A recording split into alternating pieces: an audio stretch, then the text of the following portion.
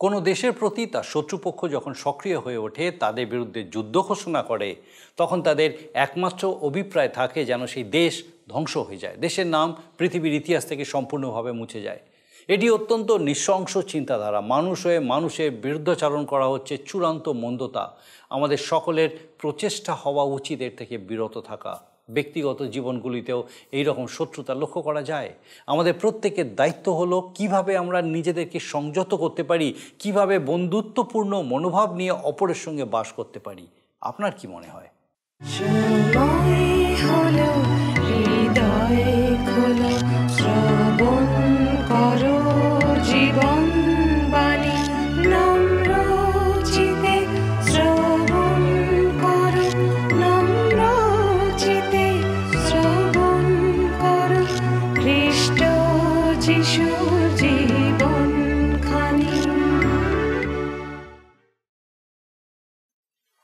নমস্কার, প্রভু যীশু খ্রিস্টের মধুর নামে জীবনবাণী অনুষ্ঠানে আপনাকে স্বাগত জানাই।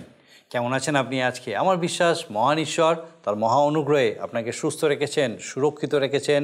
আর আমি খুব খুশি আজকে আরেকবার আপনি আমাদের সঙ্গে আমাদের এই জীবনবাণী অনুষ্ঠানে উপস্থিত আছেন।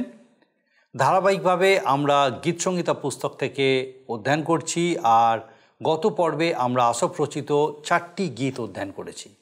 আজকে আমরা গীতসংহিতা 83 থেকে গীতসংহিতা 86 গীত, এই 4টি গীত নিয়ে আলোচনা করব। গত কয়েকটি পর্বে আমরা পরপর আসফের বেশ কয়েকটি গীত অধ্যয়ন করেছি, এবং গীতসংহিতা 83 হচ্ছে সেই অংশের শেষ গীত। অদ্ভুতভাবে ইসরায়েলের ইতিহাসের কোনো সময়ের জন্য এই গীতটি প্রযোজ্য হয় না। এটি একটি শত্রুদের অমঙ্গল কামনা করে প্রার্থনা, ন্যায় বিচার চেয়ে একটি প্রার্থনা। গীতরচকের প্রার্থনা এটাই যে ঈশ্বর যেন তার প্রজাদের শত্রুর হাত থেকে উদ্ধার করেন। এই শত্রু ঈশ্বর বিদ্বেষী, এবং তারা চায় যেন ইসরায়েলের নাম পৃথিবীর ইতিহাস থেকে মুছে যায়। কিন্তু সেই শত্রুরা কারা? এই গীতে যে সমস্ত জাতি বা রাষ্ট্রের নাম উল্লেখ করা হয়েছে, যারা একত্রিত হয়ে ইসরায়েলের বিরুদ্ধে মন্ত্রণা করছে, ইসরায়েলের ইতিহাসে তারা এখনো পর্যন্ত সেই কাজ সক্রিয়ভাবে করেনি। সম্ভবত ভবিষ্যতে তারা এইরকম কাজ করবে। গীতের দ্বিতীয় অংশ হচ্ছে তাদের বিরুদ্ধে অভিশাপ কামনা করে প্রার্থনা। গীতরচকের এই প্রার্থনার কারণ হচ্ছে যে ঈশ্বরের দ্বারা বিচারিত হয়ে শত্রুরা উপলব্ধি করুক যে সদাপ্রভু ঈশ্বর। গীতসংহিতা 84 হচ্ছে কোরহ সন্তানদের দ্বারা রচিত একটি গীত। এই গীতে লেবীয় বৈশিষ্ট্য খুবই লক্ষণীয়, এবং এর মূল ভাব হচ্ছে ঈশ্বরের গৃহের জন্য গভীর আকাঙ্ক্ষা। কোরহ সন্তানরা যারা প্রথমে সমাগম তাম্বুতে এবং পরবর্তীকালে ঈশ্বরের মন্দিরে সেবা কার্যে নিযুক্ত ছিলেন, তারা গীতটি আরম্ভ করেছেন এই বলে যে ঈশ্বরের মন্দির তার অত্যন্ত প্রিয় এবং আকাঙ্ক্ষিত স্থান, এবং তাদের মনের ইচ্ছা এই যে সেখানেই তারা পাখিদের মতো বাসা বেঁধে থাকেন। লেবীয় পুস্তকে আমরা লক্ষ্য করেছি যে ইসরায়েলীয়দের জীবনে কেন্দ্রবিন্দু হচ্ছে ঈশ্বরের আবাস। গীতরচক বলেছেন যে অন্য স্থানে 1000 দিন থাকার থেকে ভালো হচ্ছে ঈশ্বরের গৃহে একদিন থাকা। দুষ্টতায় পরিপূর্ণ স্থানে বসবাস করার চেয়ে ঈশ্বরের গৃহের দ্বারে দাঁড়িয়ে থাকা ভালো। গীতসংহিতা 85ও কোরহ সন্তান রচিত। এটি একটি ভাববাণীমূলক গীত যা ভাবিকালে ইসরায়েলের পুনঃপ্রতিষ্ঠার বিষয় বলে।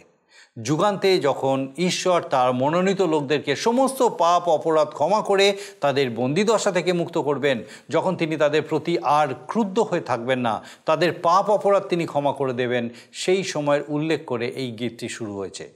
গীতরচক প্রার্থনা করেছেন যেন ঈশ্বর মহাক্লেশের সেই ভয়ঙ্কর দিন সমাপ্ত করেন, তিনি তার ক্রোধ থেকে নিবৃত্ত হন, তাদের তার আশ্রয়ে আবার স্থান দেন। তিনি আশা করেছেন যে এরকম দিন আসবে যেদিন ঈশ্বর তাদের সবার চোখের জল মুছিয়ে দেবেন। পাপের বিরুদ্ধে ঈশ্বরের চূড়ান্ত বিচার নেমে আসবে। তার প্রজারা আর পাপের পথে ফিরে যাবে না, কারণ সমগ্র সৃষ্টি থেকে পাপ বিলুপ্ত হয়ে যাবে। সেখানে কেবল বিরাজ করবে দয়া, সত্য, ধার্মিকতা ও শান্তি। প্রভু যীশু খ্রিস্ট ধার্মিকতা সহকারে শাসন করবেন, আর তখন মানুষ ঈশ্বরে আনন্দ প্রকাশ করবে। গীতসংহিতা 86 হচ্ছে রাজা দাউদের রচনা করা আরও একটি প্রার্থনা সঙ্গীত, যেখানে তিনি ভবিষ্যতের রাজার জন্য প্রার্থনা করেছেন। এই গীতটির বিশেষত্ব হলো যে প্রায় প্রতিটি পদেই হে প্রভু, হে ঈশ্বর, হে সদাপ্রভু বলে সম্বোধন করে প্রার্থনা করা হয়েছে। আর গীতরচক যে নিবেদনগুলি করেছেন সেগুলি কেন করেছেন তার কারণও তিনি ব্যক্ত করেছেন। এই গীতের প্রথম অংশে গীতরচক নম্রতার সাথে নিবেদন করেছেন যেন ঈশ্বর তার প্রার্থনা শ্রবণ করেন, তার হৃদয়ে নতুন করে শক্তি দান করেন, যাতে তিনি ভবিষ্যতে প্রত্যাশায় জীবনযাপন করতে পারেন। পরবর্তী অংশে সদাপ্রভুর কাছে নিবেদন করেছেন যেন তিনি তাকে তার পথে চলতে শিক্ষা দেন, তাকে শক্তি প্রদান করেন। আসুন আমরা বিস্তারিতভাবে এই সমস্ত বিষয় অধ্যয়ন করি এবং দেখি যে ঈশ্বর আরেকবার কিভাবে আমাদের সঙ্গে কথা বলছেন। প্রিয় বন্ধু, ৮৩ গীত থেকে ৮৬ গীত পর্যন্ত আলোচনা করব।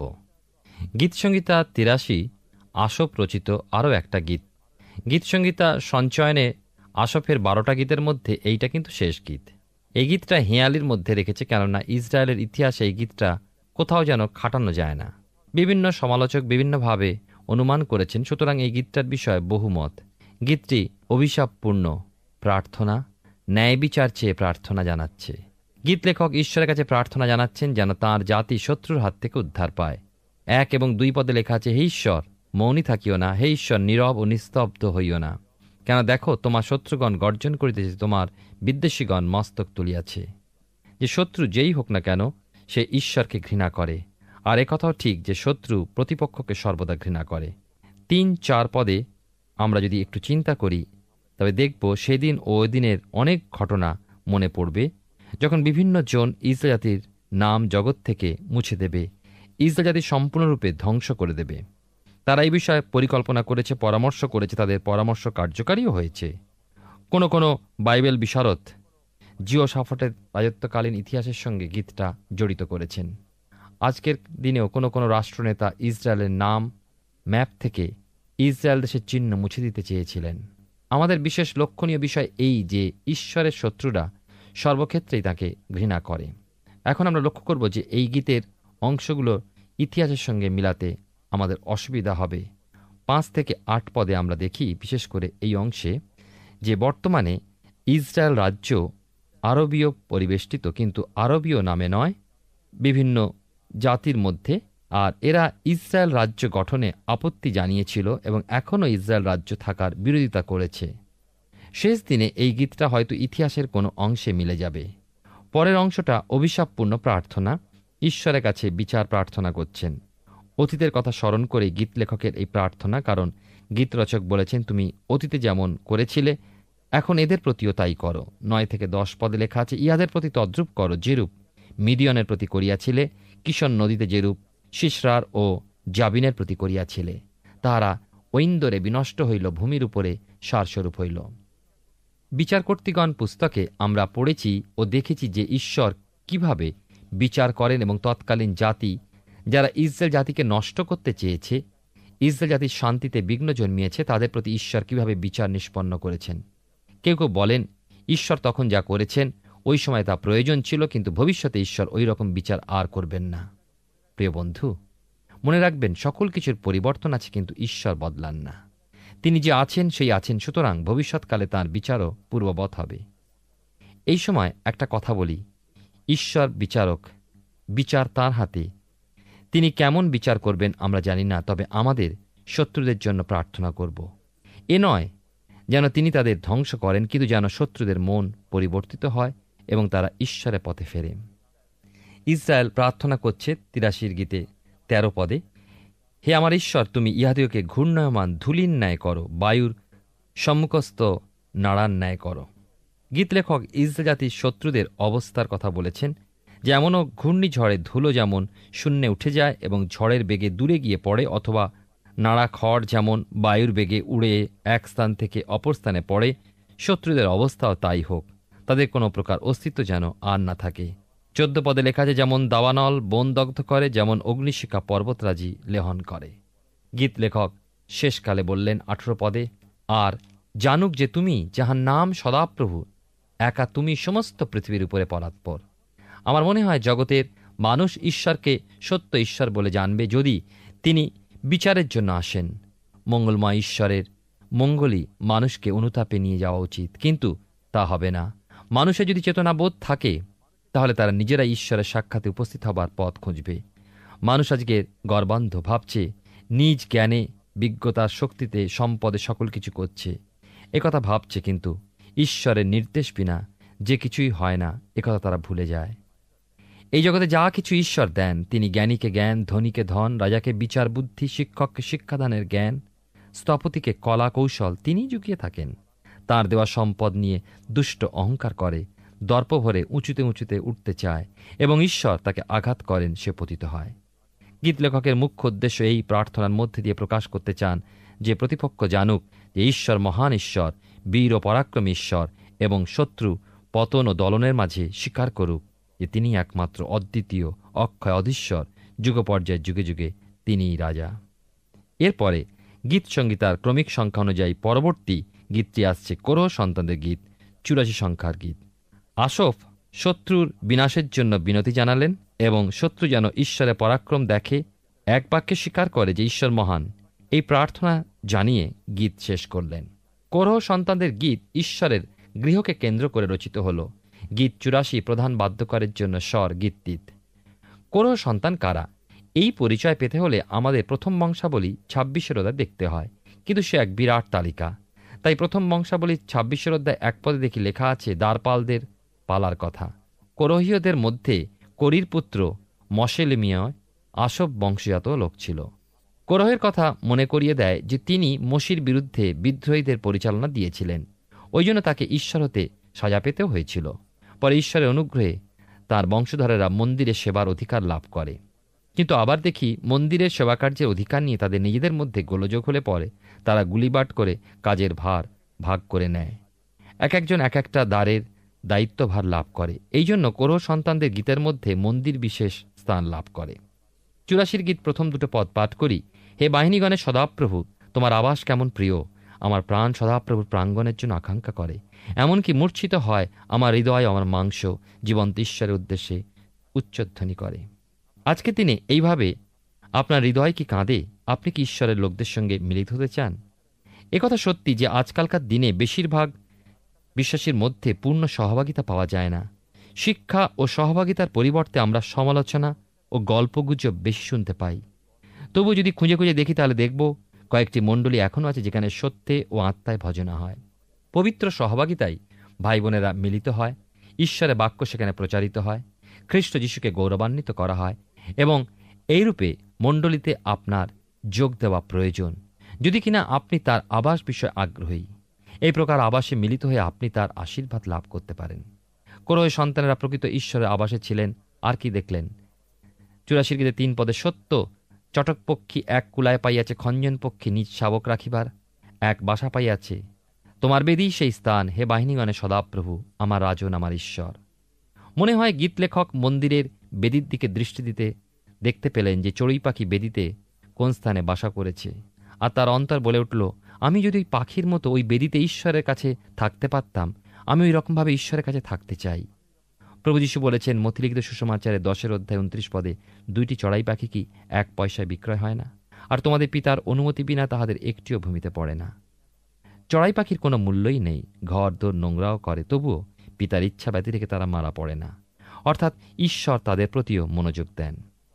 9 পদে দেখুন 84 গীতে, দেখো হে ঈশ্বর আমাদের ঢাল, দৃষ্টিপাত করো তোমার অভিষিক্ত লোকের মুখের প্রতি। এই পদে মসিয়ের কথা বলা হয়েছে। ঈশ্বরের অভিষিক্ত হলেন মসিহ, যিনি যীশুখ্রিস্ট, এবং যীশু বলেন যে আমাকে দেখে সে পিতাকে দেখিয়াছে। প্রভু যীশুই এই জগতে ঈশ্বরকে প্রকাশ করেছেন। লেবীয় পুস্তকে আমরা দেখেছি যে সমাগম তাম্বু ঈশ্বরের আবাসস্থল বা পরবর্তীকালে ঈশ্বরের মন্দির ইসরায়েল জাতির প্রাণ কেন্দ্র ছিল। তা এক সময় ছিল যখন মণ্ডলী খ্রিস্ট বিশ্বাসীর প্রাণ কেন্দ্র। 10 পদে রয়েছে, কেননা তোমার প্রাঙ্গণে একদিন ও সহস্র দিন অপেক্ষা উত্তম, বরং আমার ঈশ্বরের গৃহের গোবরাটে দাঁড়াইয়া থাকা আমার বাঞ্ছনীয়, তবু দুষ্টতার তাম্বুতে বাস করা বাঞ্ছনীয় নয়। গীত লেখক বলছেন ঈশ্বরের প্রাঙ্গণে একদিন অতিবাহিত করা অনেক ভালো, সহস্র দিন কোন স্থানে জাগতিক ভোগবিলাস আনন্দে কাটানো অপেক্ষা অনেক উত্তম। এমনকি যদি ঈশ্বরের গৃহের দরজাতে দাঁড়িয়ে থাকতে পারি, তার চেয়ে আর আনন্দের কি হতে পারে?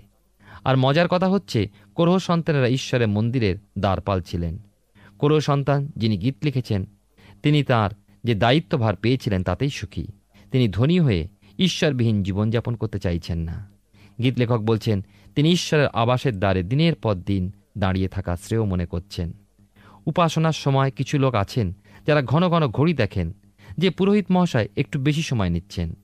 গীত 84 ঈশ্বরের আবাস, তাঁর সেবা বিষয় কি আমাদের ভৎসনা করে না? এখন 85 গীত নিয়ে আলোচনা করব, যা প্রধান বাদ্যকরের জন্য। কোরহ সন্তানদের সঙ্গীত। অনেক সমালোচক বলেন যে এই গীতটা ইসরা ও নহিমিয়ের পরিচালনায় যখন ইসরায়েল সন্তানেরা বাবিলনের বন্দিত থেকে জেরুজালেমে ফিরে আসে সেই সময়কার বিষয় বর্ণনা করে। আসলে কিন্তু ওই সময়ের ঘটনার কোনো সম্পর্ক এই গীতে পাওয়া যায় না। এই গীতটাও ভাববাণীমূলক। গীতসংগীতা সঞ্চয়নে বিভিন্ন লেখকের গীত একত্রিত করা হয়েছে এবং ক্রমিক সংখ্যা অনুযায়ী এমনভাবে সাজানো হয়েছে যেন গীতসংগীতাগুলো পাঠ করে আমরা অতীত, বর্তমান ও ভবিষ্যতের একটা ছবি পাই। একটা পূর্ণাঙ্গ কাহিনী বলার মতো এই গীতগুলো আমাদের কাহিনী শোনায়।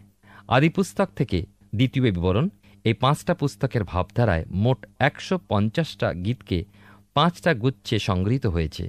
তবে আমাদের স্মরণ রাখতে হবে যে গীতসংগীতার প্রতিটি শব্দ, প্রতিটি বাক্য ঈশ্বরের বাক্য। কেউ কেউ হয়তো বলবেন যে ওগুলো সাধারণ কবিতা অথবা গান, বিশিষ্ট লেখকেরা ভাবাবেগে লিখেছেন। উদ্দেশ্য অর্থ না থাকলে কবিতা বা গান পাগলের প্রলাপ হবে। গীতসংগীতার গানগুলো ঈশ্বর তার মনোনীত সন্তানদের মধ্যে দিয়ে দিয়েছেন যেন আমরা গানের মধ্যে দিয়ে মহান ঈশ্বরের ক্রিয়াকলাপ, তার পরিকল্পনা, পরাক্রম, অনুগ্রহ, চেতনাবাণী শুনতেও জানতে পাই এবং আবার গানের মধ্যে দিয়ে সেই বাক্য প্রচার করি।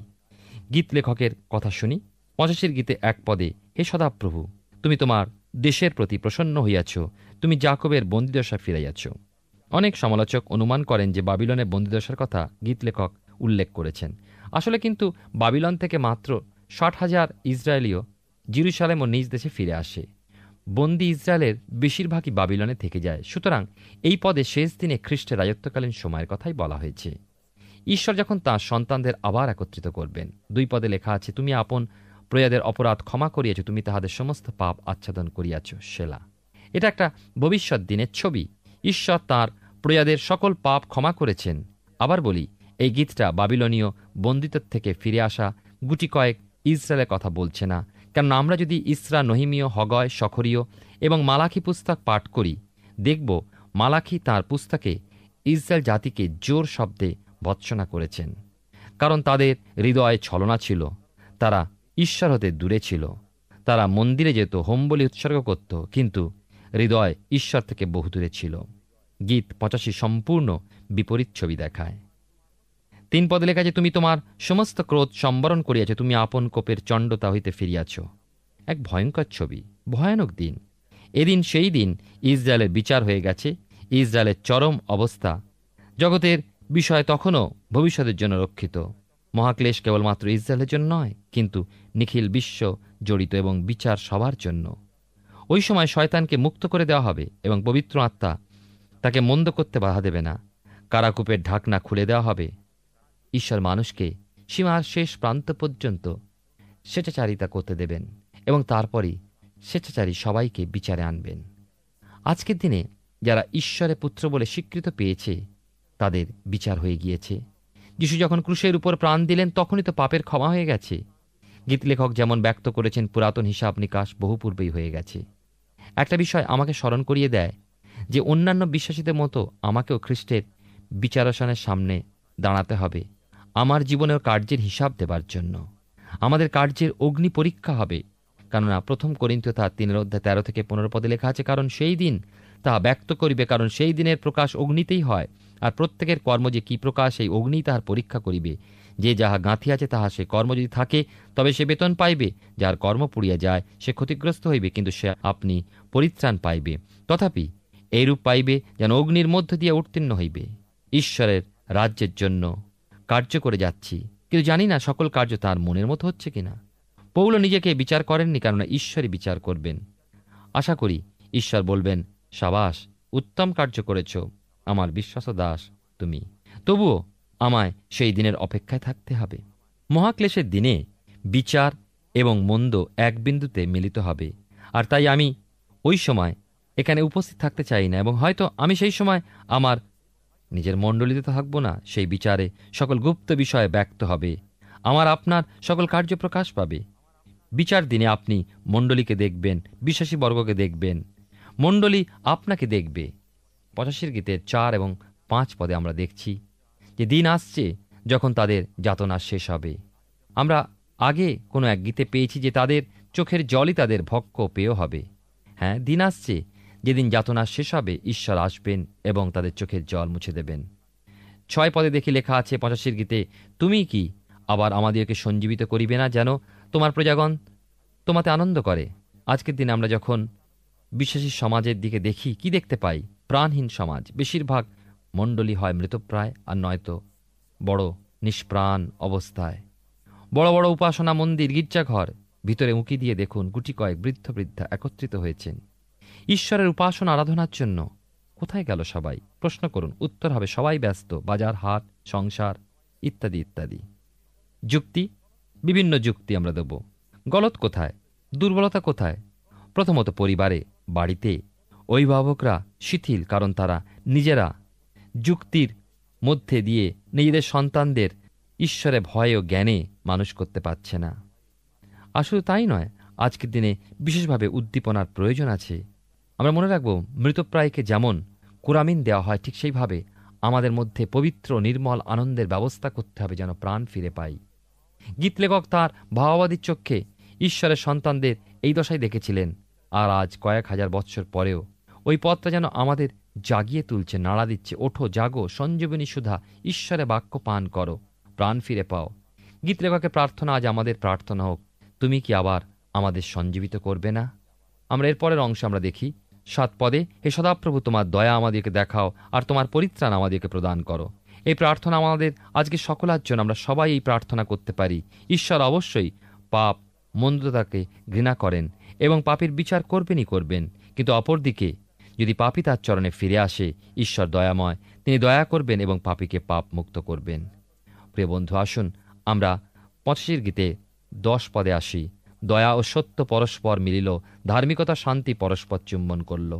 আজকের দিনে আমরা দয়া ও সত্য পরস্পর মিলিত হতে দেখি না, ধার্মিকতা শান্তি পরস্পর চুম্বন করে না। আমরা কথা কেবল কথার ছলে বলতে পারি না। আর একটা কারণ আমরা দেখি, বর্তমান জগতে শান্তি নেই। কিন্তু শান্তি নেই কেন? কারণ ধার্মিকতা নেই। না পরিবারে আছে, না সমাজে আছে, আর না দেশে আছে। কেবল আমাদের দেশে নয়, প্রতিবেশী দেশগুলোতে দেখুন, অশান্তি, বিশৃঙ্খলা, স্বেচ্ছাচারিতা ছেয়ে যাচ্ছে। সুতরাং যতক্ষণ না সকল কিছু সুন্দর শান্তিপূর্ণ, ততক্ষণ 85 গীতে 10 পদ আমরা পূর্ণ হতে দেখব না। 13 পদে লেখা আছে, ধার্মিকতা তাহার অগ্রে অগ্রে চলিবে, তাহার পদচিহ্নে মার্গস্বরূপ করিবে। প্রভু যীশু খ্রিস্ট যখন রাজত্ব করবেন এই পৃথিবীতে, তিনি ধর্মময় রাজা, তিনি ধার্মিকতা রাজত্ব করবেন। আমরা এবারে আসি 86 গীতেতে। এই গীতটার মধ্যে আরও একটা বিশেষ লক্ষণীয় বিষয়, হে প্রভু, এই কথাটা 7 বার ব্যবহার করেছেন লেখক। তবে এই গীতটা খ্রিস্ট সম্বন্ধীয় গীত নয়। আরও একটা লক্ষণীয় বিষয়, এই যে প্রতিটি প্রার্থনার সাথে কারণ দর্শানো হয়েছে, কেন প্রার্থনার উত্তর দেবেন। প্রথমে আমরা দেখি স্বনির্বন্ধ আবেদন 86 গীতে প্রথম 7টি পদে। আমরা বিশেষ করে দেখি যে গীত লেখকের নম্রতা ও প্রত্যাশাজনক প্রার্থনা, যেন ঈশ্বর তাঁর হৃদয়ে নবশক্তি দান করেন, যাতে করে তিনি ভবিষ্যৎ দিনের জন্য আশান্বিত হতে পারেন। এরকম প্রার্থনা তখনই সম্ভবপর হয় যখন আমাদের ঐশ্বরের মধ্যে আলাদা নিকট সম্বন্ধ একটা বজায় থাকে। এখানে আমরা দেখতে পাই গীতরচক নিজেকে দরিদ্র দুঃখী বলে পরিচয় দিচ্ছেন। আর একথা তো সত্য, যিশু নিজেও বলেছেন মথিলিখিত সুসমাচারের 5 অধ্যায় 3 এবং 6 পদে, ধন্য যারা আত্মাতে দিন, কারণ স্বর্গরাজ্য তাহাদেরই। আমরা এবারে দেখি দ্বিতীয়ত 86 গীতে 8 থেকে 11 পদে। এই অংশে আমরা দেখি 11 পদে গীত লেখক ঈশ্বরীয় স্বভাব যাচনা করছেন। হে সদাপ্রভু, তোমার পথ আমাকে শিক্ষা দাও, আমি তোমার সত্যে চলিব, তোমার নাম ভয় করিতে আমার চিত্তকে একাগ্র করো। আমরা দেখি বিশেষ করে এটি একটি গুরুত্বপূর্ণ বিষয়। তুমি আশ্চর্যকারী ঈশ্বর, তুমি জাতিগণের মধ্যে তোমার পরাক্রম জ্ঞাত করিয়াছ। আবার 27 গীতে 11 পদে, সদাপ্রভু, তোমার পথ আমাকে শেখাও, সমান পথে আমাকে গমন করাও, আমার শত্রুগণ প্রযুক্ত ইহা করো। তৃতীয় দেখি গীত লেখক হৃদয়ে ধন্যবাদ জানাচ্ছেন 86 গীতে 12 এবং 13 পদে। ঈশ্বর যে কত দয়া করেছেন গীতিকার সে বিষয়ে কৃতজ্ঞ চিত্তে স্মরণ করছেন। 86 গীতের শেষ অংশে দেখি গীত লেখক তার বিনতি জানাচ্ছেন 14 থেকে 17 পদে। গীত লেখক প্রথমে তার স্বনির্বন্ধ নিবেদন জানিয়েছেন, এরপর ভক্তি শ্রদ্ধার সাথে ঈশ্বরের স্তব করেছেন, এমনকি বলেছেন যে ঈশ্বরীয় স্বভাব গ্রহণ করে তাঁরই পথে চলবেন। তারপর ঈশ্বরের দয়া অনুগ্রহ পরিত্রাণের জন্য তাকে ধন্যবাদ জানিয়েছেন। ইতিমধ্যে তাঁর স্মরণ এসেছে যে কিছু ব্যক্তি তাঁর বিরুদ্ধে কাজ করছেন। কারা এই সকল কাজ করছে? যারা অহংকারী, যারা দুর্দান্ত, যারা ঈশ্বরকে অগ্রাহ্য করেছে, প্রত্যাখ্যান করেছে, তারাই। 17 পদে দেখি গীতিকার মঙ্গলের চিহ্ন চাইছেন এ নয় যে তিনি ঈশ্বরকে পরীক্ষা করতে চাইছেন। যেমন ফরিসিরা যিশুকে পরীক্ষা করার জন্য বলি, তুমি যদি ঈশ্বরের পুত্র হও তাহলে আকাশ থেকে কোনো চিহ্ন এনে দেখাও।